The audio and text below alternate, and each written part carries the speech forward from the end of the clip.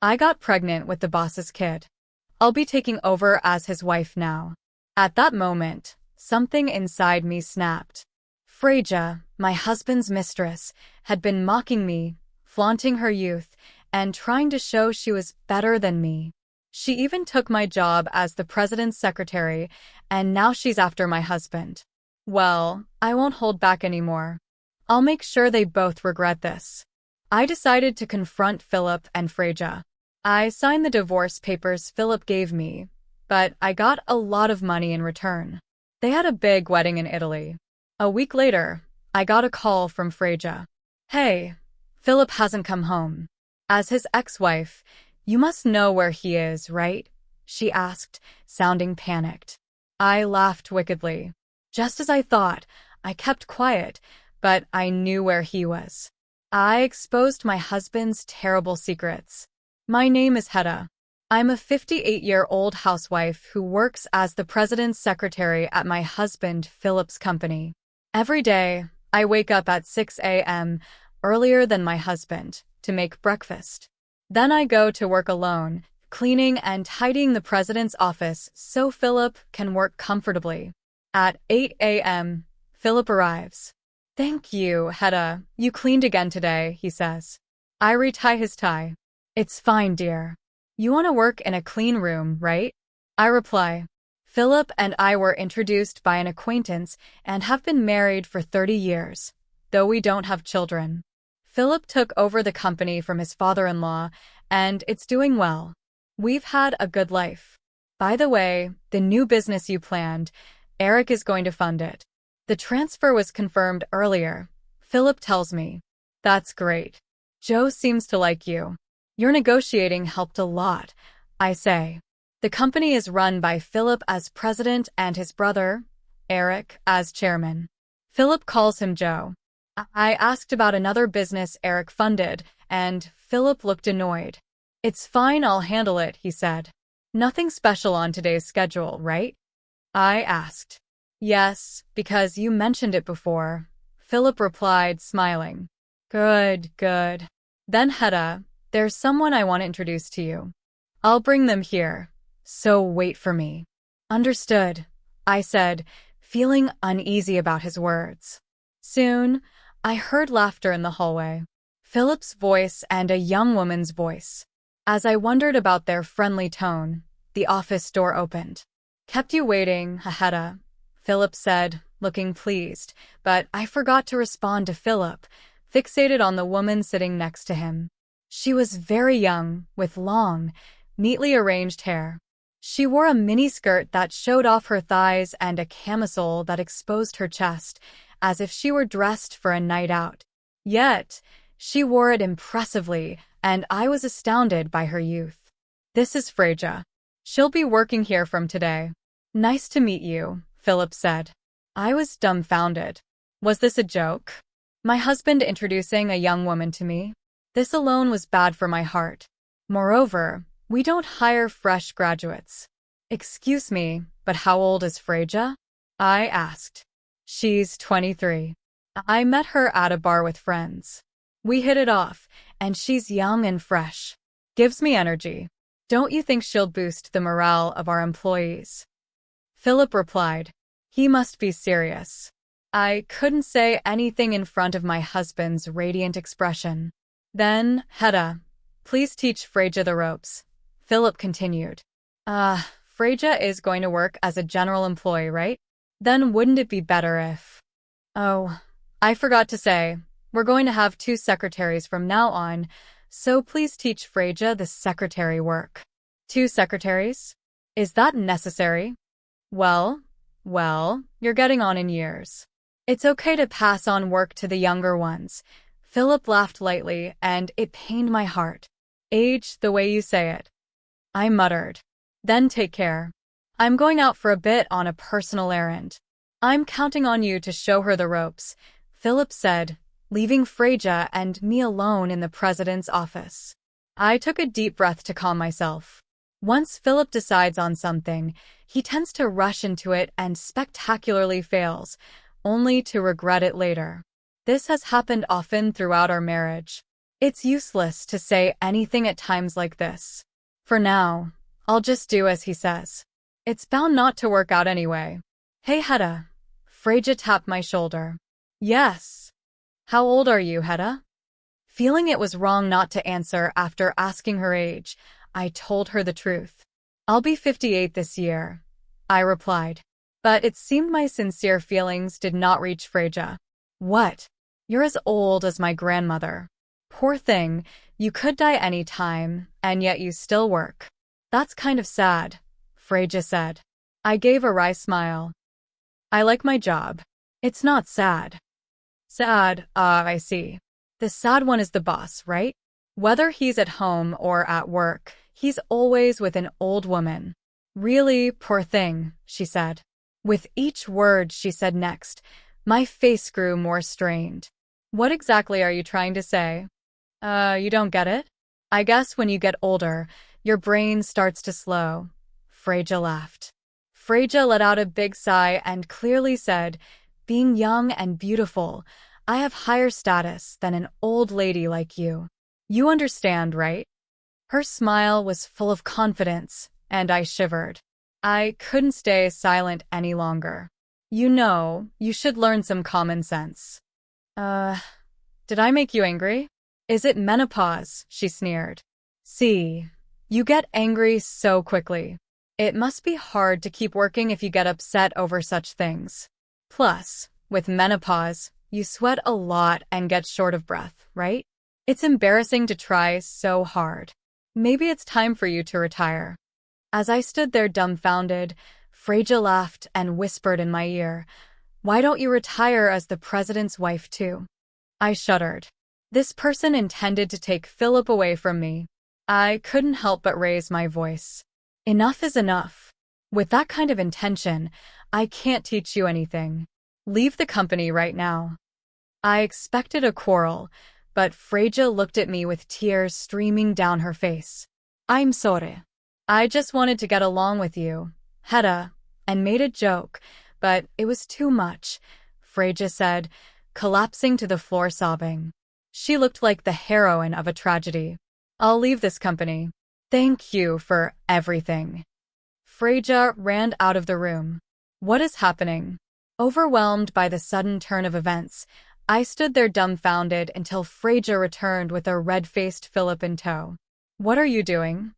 His sudden yell made me tremble. What's wrong, dear? I heard from Freja that you yelled at her. It's because she said something terrible. Don't lie. I've been listening to your conversation. Freja had recorded our argument on her mobile phone. The recording started from the moment I scolded Freja, giving the impression that I suddenly blamed her without reason and made her cry. That's why she apologized so sincerely, sobbing and all. I bit my lip in frustration. You don't believe me? I believe Freja. She came to me crying about what you did. There's a recording. It's clear whose words have more credibility. A secretary who bullies employees is fired as of today. I couldn't believe it. I had always supported Philip both at home and at work. He would abandon me for Freja, who just joined the company. Wait, then who will do this secretary's job? It's decided. Freja will do it. That's impossible. And what about you? I swallowed the words that had almost slipped out. I tried again in a way that only Philip and I would understand. You know about your hobby. I'll handle that myself. I prefer pure and cute Freja over you, who lies to me, the president. Besides, a young and beautiful girl like her suits me better than you do, don't you think? Philip narrowed his eyes happily and looked at Freja beside him. Freja looked up at Philip with adoration and flashed a brilliant smile. Then she turned to me and stuck out her tongue, just a little. I protested to Philip many times, but he wouldn't listen at all. The job of a secretary is not easy. Despite my insistence that Freja couldn't handle it, all I got back were his overly optimistic words, saying it was an exaggeration or, you won't know until you try. He must think he's become a knight protecting his princess. I was speechless at his foolishness, Hardly what you'd expect from someone running a company. Eventually, Philip threw out my personal items from my workspace. Instead, he arranged a brand new desk and cute stationery for young people, all for Freja. It was all in vain. Realizing this, I decided not to waste any more effort and left the company. However, Gustav didn't come home that night. He didn't return my calls either. I thought it was just his way of getting back at me, but as a week, a month, 3 months passed, I grew anxious. One day, I was called to the company by Gustav and was heading to the president's office. Maybe he's finally understood how hard the secretary's job was. Thinking he might have decided to let Freja go and call me back, I knocked on the president's office door with a sliver of hope. "Come in," he said. As I opened the door, I was met with an unbelievable scene. Gustav, smiling happily, was holding hands with Freja beside him. The two of them looked at me and laughed joyously. "It's been a while, Hedda. We have some big news today," Gustav announced. "What is it?" I asked. "Actually, Gustav began, but Freja put her hand over his mouth. "Let me say it, okay? I want to thank the wife," Freja said, beaming.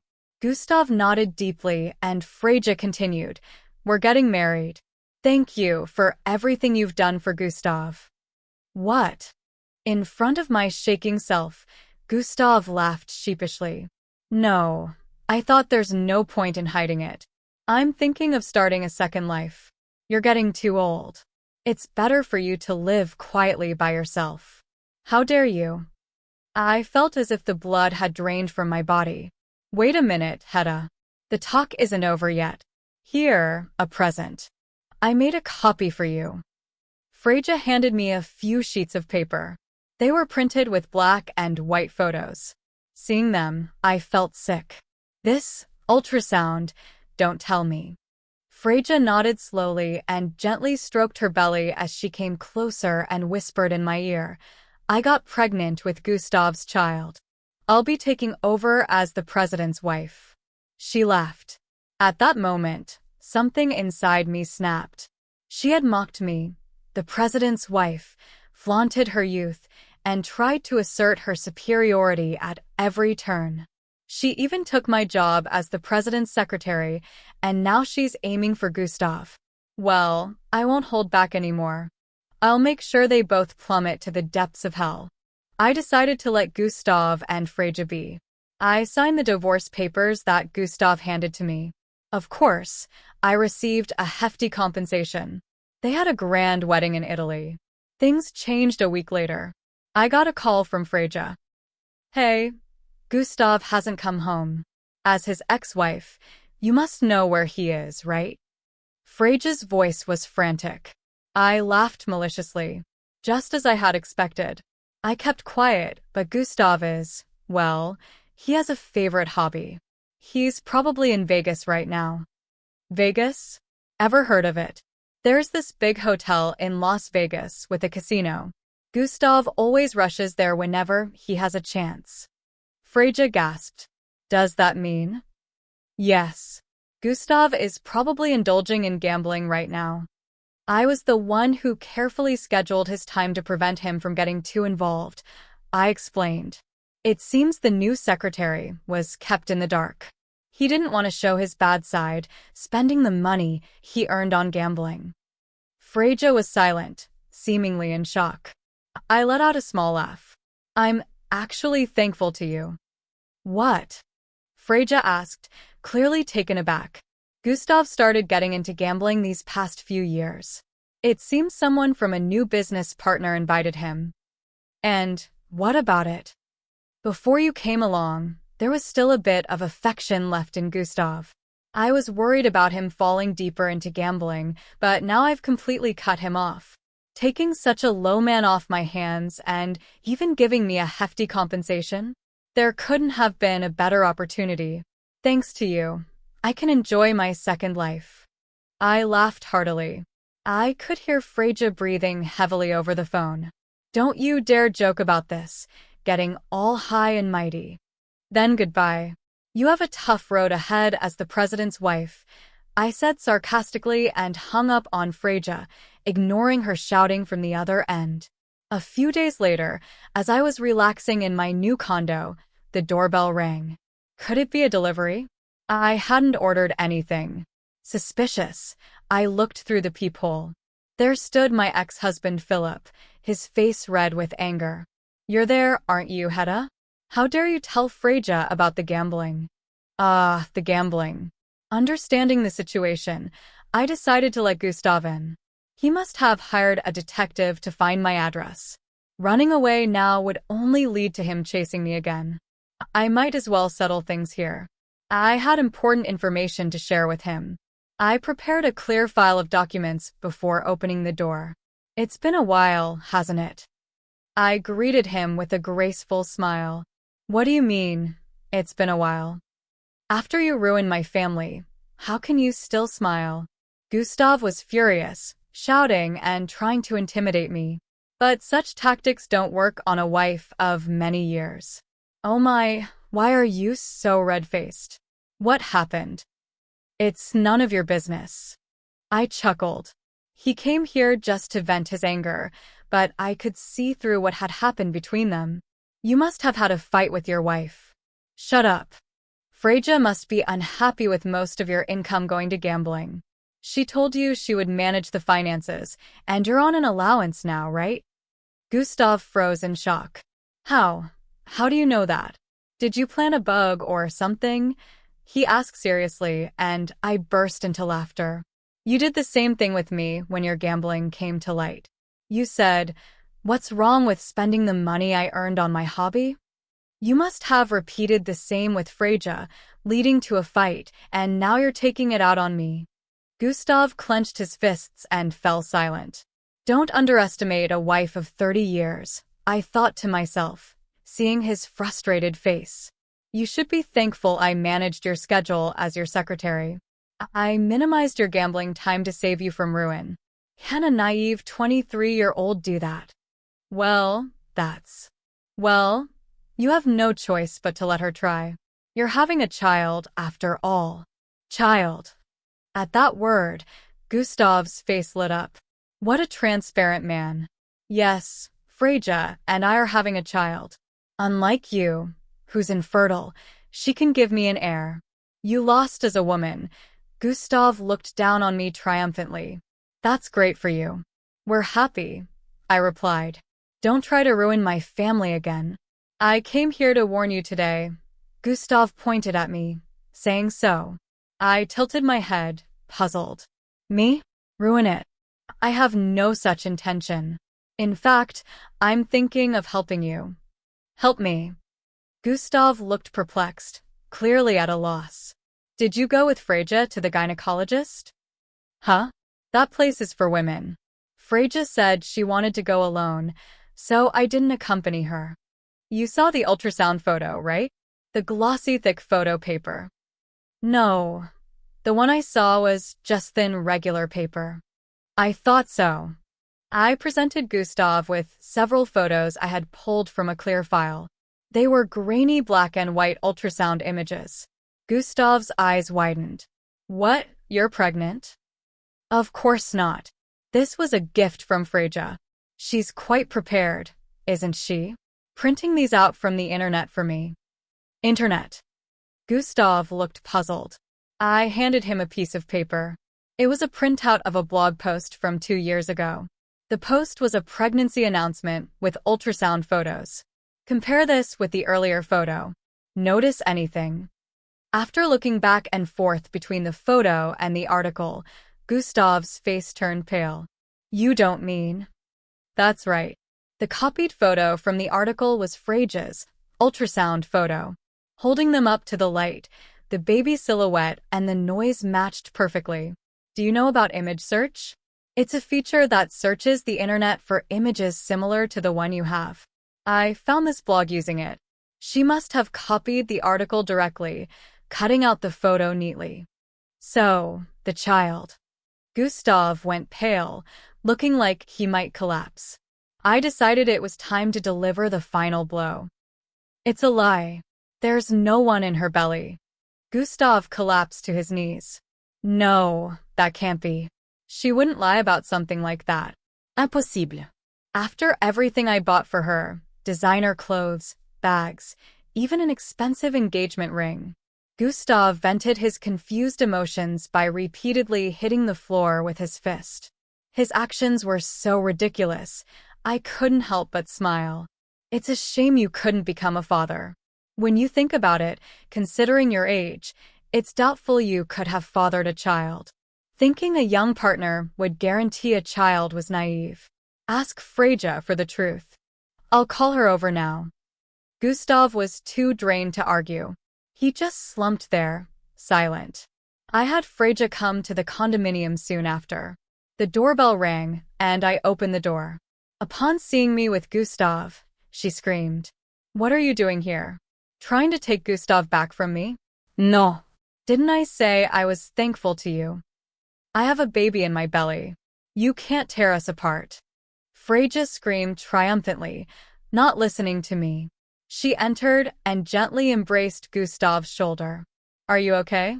Let's go back and talk about the money. I'll manage the finances. That's okay, right? We'll overcome this trial together. After all, in my belly. Shut up. Gustav slowly stood up. He looked at Freja intently and quietly said, The pregnancy is a lie, isn't it? Freja's face contorted noticeably. What? What are you talking about, honey? Tell me the truth, Freja. The pregnancy is real. I showed you the ultrasound photo. Our child is the fruit of our love. How can you deny that? Freja sat on the floor, breaking down in tears, but then she raised her head and glared sharply at me. You must have filled him with weird ideas. You're just jealous because you're old and I'm young and beautiful, Freja huffed arrogantly. Freja, I said calmly, you should tell him the truth. You can't build a future on lies. Shut up. Freja screamed, but Gustav's stern gaze didn't waver. Freja, enough. I compared the ultrasound with an image from the internet. It's identical. You've been lying to me, Gustav said. Freja's arrogance crumbled as she realized she was caught. But I did it for us. I wanted to make sure we stayed together, that you wouldn't leave me for some reason. Gustav shook his head. Lies won't keep us together. You've done nothing but deceive me. Freja broke down, sobbing uncontrollably. I just wanted us to be happy, she whispered through her tears. And now we're both miserable, Gustav responded quietly, his voice filled with regret. As Freja's cries filled the room, I felt a strange sense of closure. I turned to leave, giving Gustav one last piece of advice. Remember, trust is everything in a relationship. Without it, you have nothing. With that, I walked out, leaving them to face the consequences of their actions, off Gustav's hand with a force that sent him stumbling back. Her face was twisted with anger and betrayal, a far cry from the sweet, innocent demeanor she had shown before. Happy? Without money? You really don't understand anything, do you? Freja's voice was a mix of fury and desperation. I didn't get involved with you because I love you. I got involved with you because I thought you were rich and could give me the life I wanted. Gustav looked crushed, his eyes widening in realization. Freja, please. We can work this out. Work this out? How? By living a poor, miserable life with a man who lies and gambles away everything? No thank you. Freja's words were sharp and final. I watched the scene unfold, feeling a strange mix of satisfaction and pity. I had warned Gustav about the dangers of his reckless lifestyle, but he had never listened. Now, it was all falling apart right before his eyes. Freja, I interjected, my voice calm and steady, you should leave now. There's nothing left for you here. Freja looked at me, her eyes filled with a mix of hatred and sorrow. Without another word, she turned and stormed out of the condo, slamming the door behind her. Gustav sank to the floor, his shoulders shaking with silent sobs. I stood there, watching him for a moment, before finally speaking. Gustav, this is what happens when you build your life on lies and deceit. You lose everything that matters. He looked up at me, tears streaming down his face. What am I supposed to do now? Face the consequences of your actions. Own up to your mistakes. Maybe then, you can start to rebuild your life, piece by piece. Gustav nodded slowly, the weight of my words sinking in. For the first time in a long while, I saw a glimmer of understanding in his eyes. I'll turn myself in, he said quietly. I'll take responsibility for what I've done. I nodded in approval. That's the first step. And maybe, just maybe, you'll find a way to start over.